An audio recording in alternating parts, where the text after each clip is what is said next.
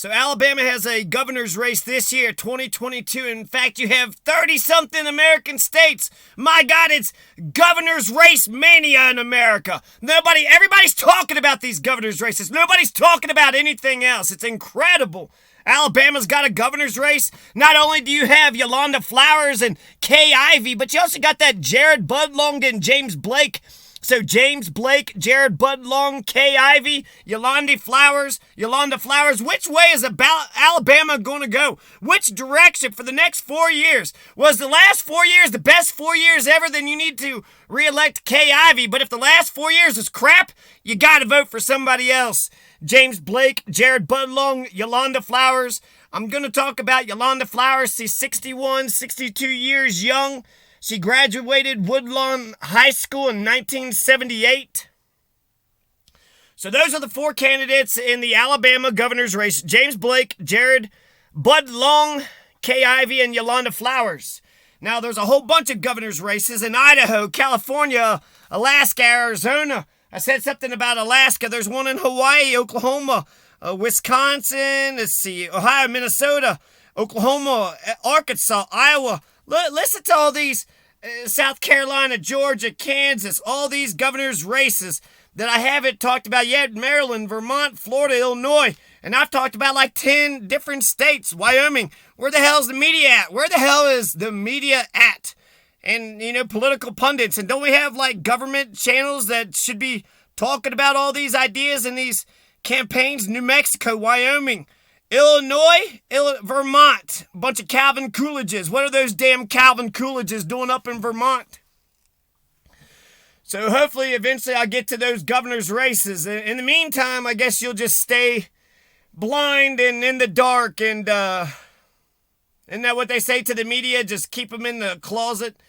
You treat them like mushrooms. You keep them in the dark and you feed them a bunch of shit. So a whole bunch of races in America. Alabama governor, I'm talking about Yolanda Flowers right now. Right now I'm talking about Yolanda Flowers.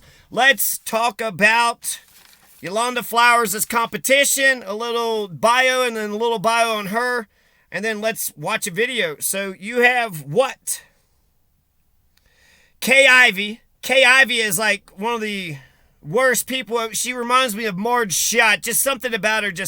It's Marge Schott. This Alabama governor's race, it's Marge Schott versus Rosa Parks. It's an old-ass Reconstructionist versus an old-ass racist. It's Mary Todd versus Abraham Lincoln. It's Fred Hampton versus David Duke. It's Rosa Parks versus Marge Schott.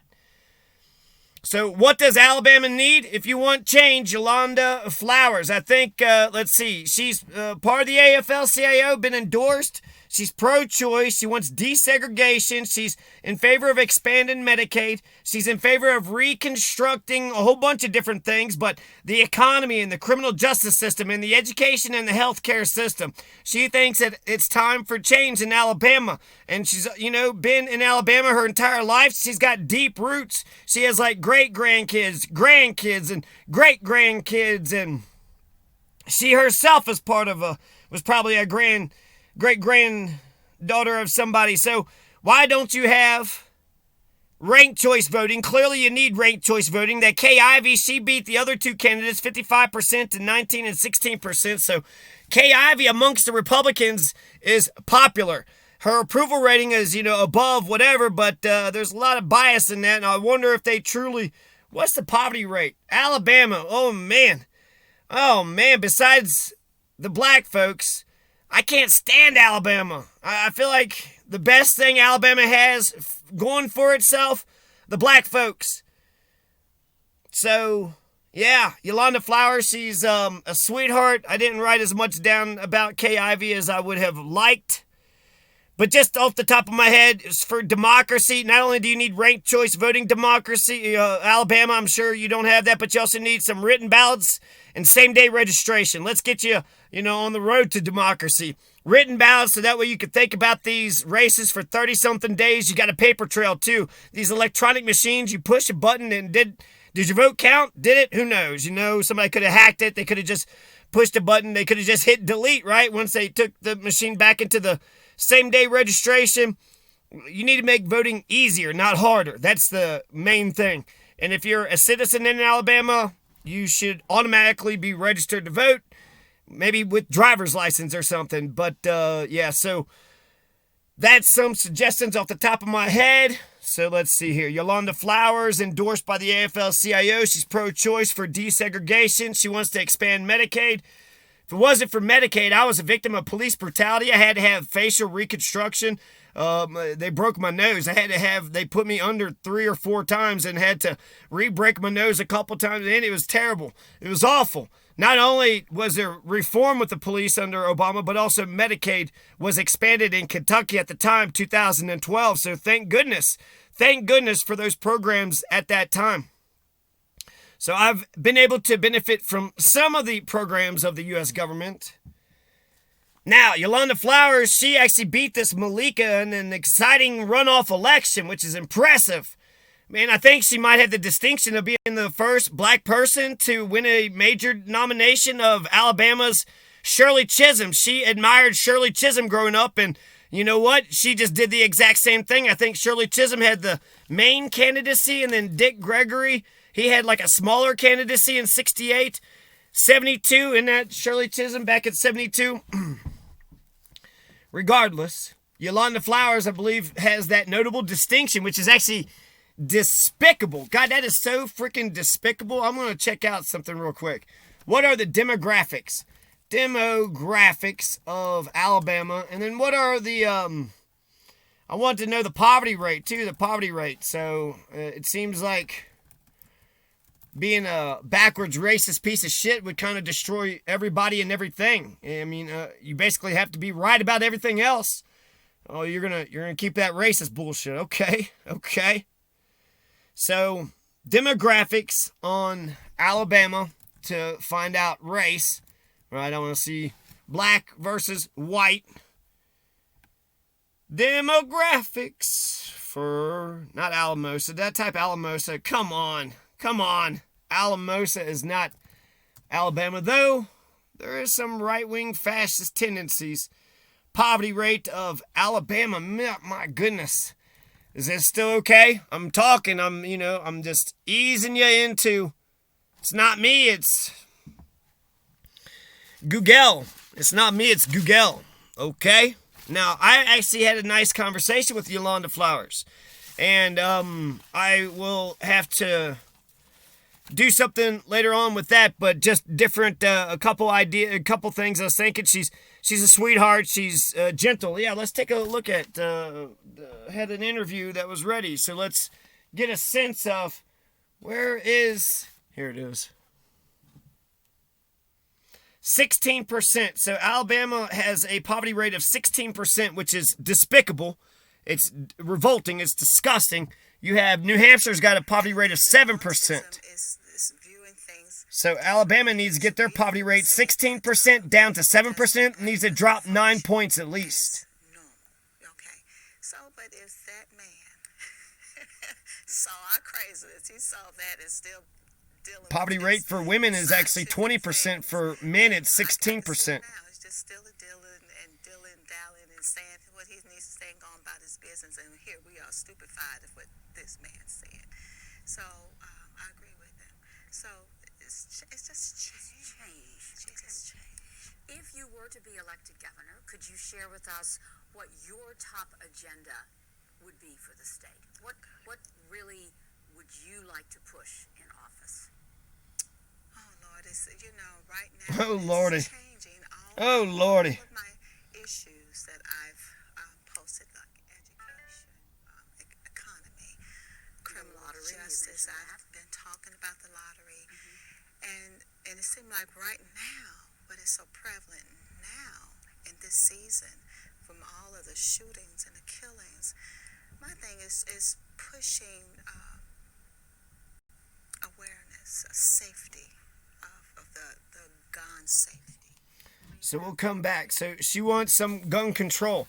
I think she wants to raise the age limit from 18 to 21, and there's some other ideas. So Oh lordy, let's see. She wants education, criminal justice, healthcare. She wants to have a reconstruction in basically 5 or 6 major areas. Not unfortunately not democracy, though I wonder if she would be in favor of ranked choice voting. But education, criminal justice, healthcare, and the economy. She wants more money in the pockets of everyday working class Alabamans. And when I asked her about education, I was going to kind of expand with criminal justice and healthcare, but with education, she wants to support the public education, right? So not really a pro-choice or a voucher person, but she wants every teacher to have an assistant, which I thought was pretty interesting, a novel idea. More money for the schools, wants, strong teacher pay, and every teacher to have an assistant because it's hard to control a classroom. And with an assistant, 2 people, I think that's actually, especially with classrooms with like 20 to 30 students, having 2 adults in the front, I think makes a lot of sense. And she was saying something about looping. I was asking about more electives, if we could get more electives in high school.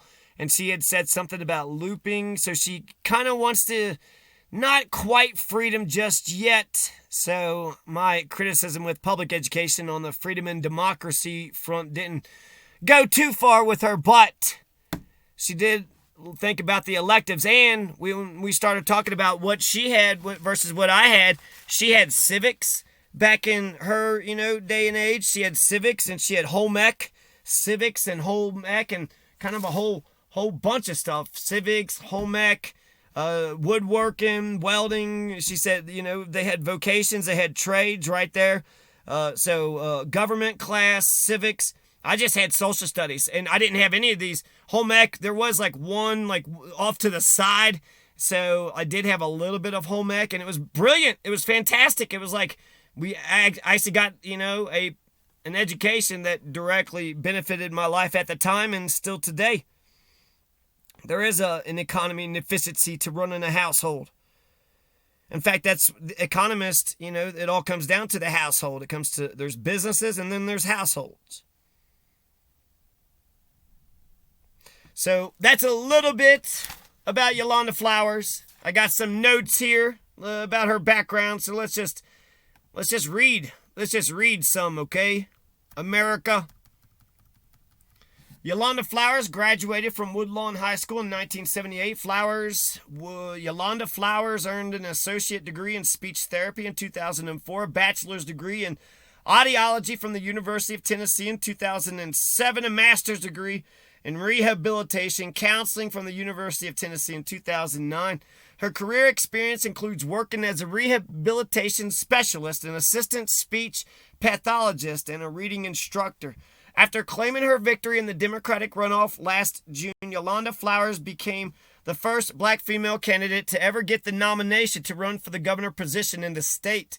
What? The first major? That means, yep. Wow, Yolanda Flowers, the first black man or woman to ever get the Democratic or Republican nomination for the governor? That's so disgusting. I mean, I didn't come up with the demographics. I'm sure there's some counties where black folks make up the majority. There's majority-minority districts. But I wonder if that's like the whole state. See, 51.5% female, 48.5% male. Let's see here. Demographics of Alabama. Let's just go with Wikipedia or the U.S. Census. Wikipedia, they use the U.S. Census, right? 2010, 2000 and... We'll go with some 2000, some old numbers, but it should give us a general idea. Okay. 26% black, 73% white. 1.5% Hispanic. And then not much after that. Asians, 1%. So that's it. It's all white and black. A little bit of brown, right? 73% white. The white people in Alabama make the overwhelming majority. But black folks, 26%.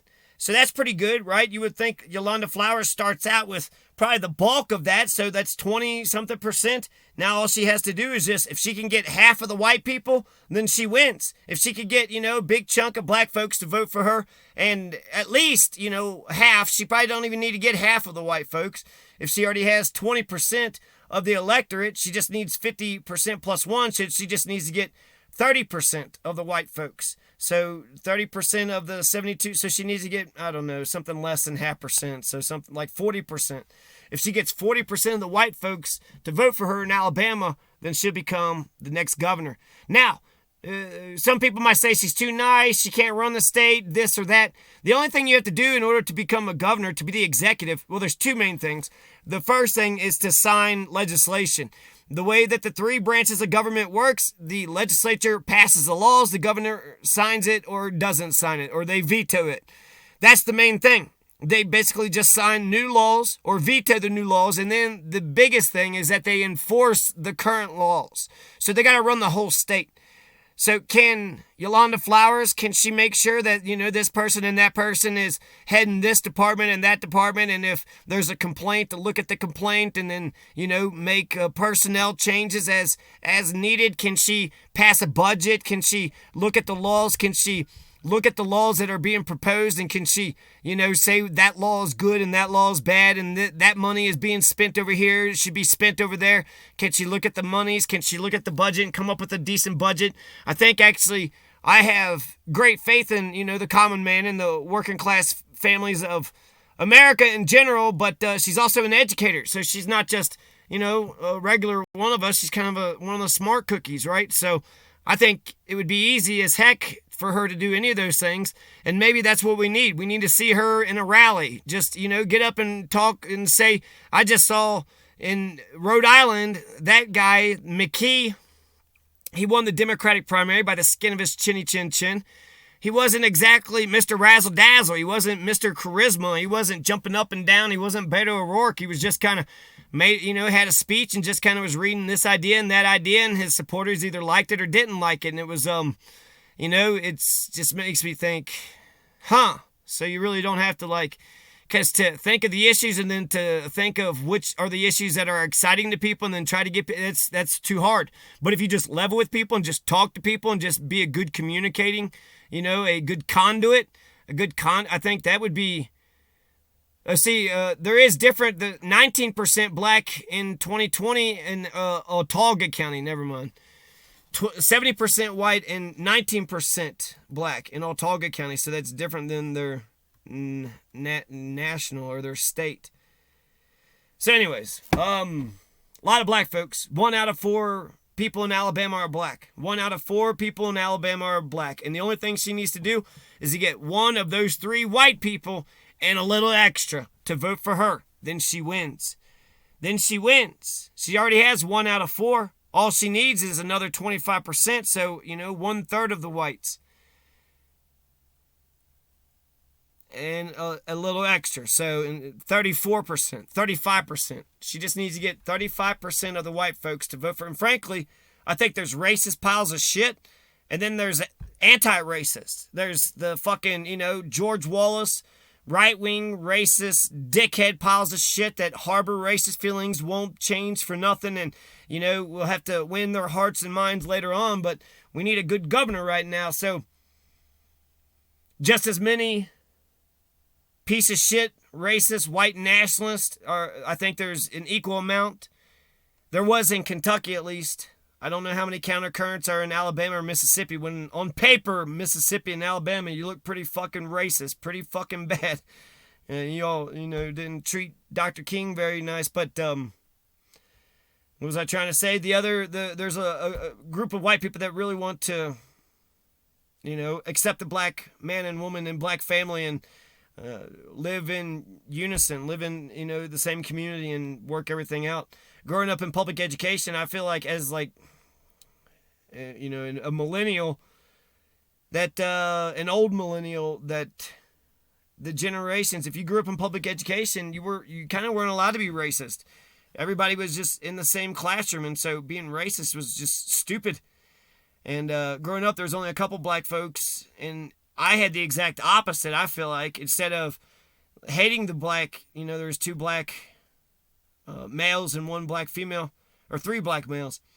Instead of hating them, I was actually more intrigued by them. I was curious about them, and I wanted to impress them, and I wanted to kind of show them that, hey, I'm not like this fucking KKK, Confederate, Nazi, piles of shit that's around. So Good for Yolanda Flowers. I think she has a better than decent chance of winning this thing. And I think that the support for this Kay Ivey is too much. Let's take a look at Kay Ivey. Are y'all ready for this? Are you sitting down?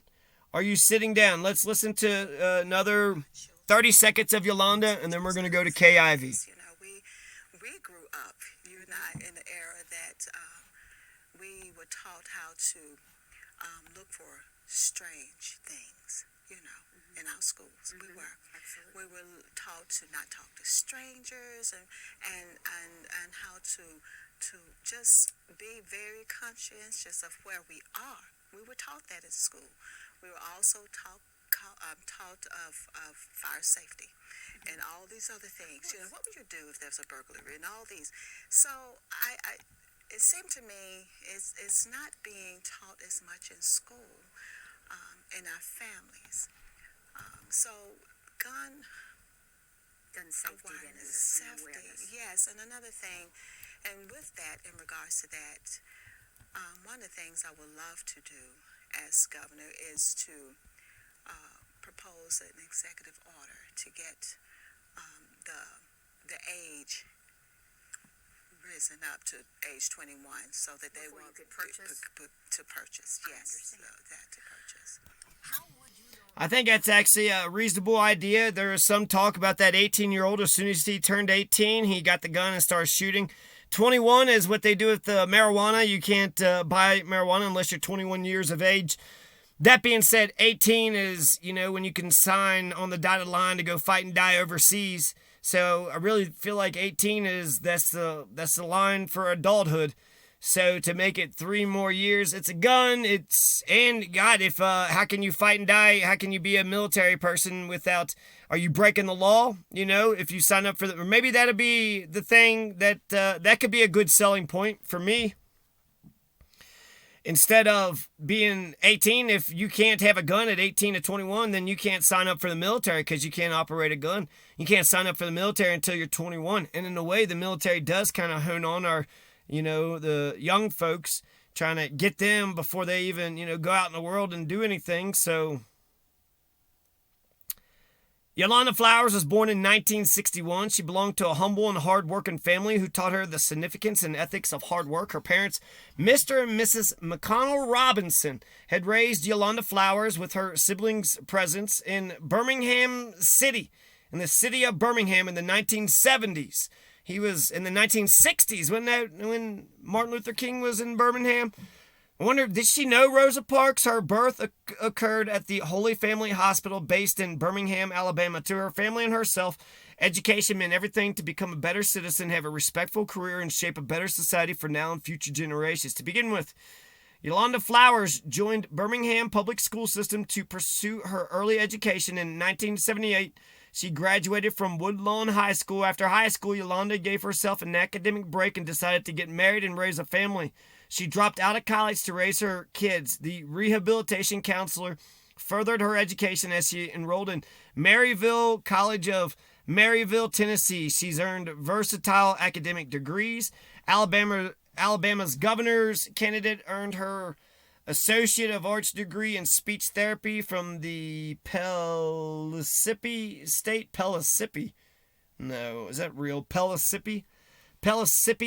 Technical Community College in 2004. Furthermore, she attended University of Tennessee, Knoxville, 2007, degree in audiology. Okay, let's see. November 8th, the election's on November 8th, coming up as the first black female nominee for the governor.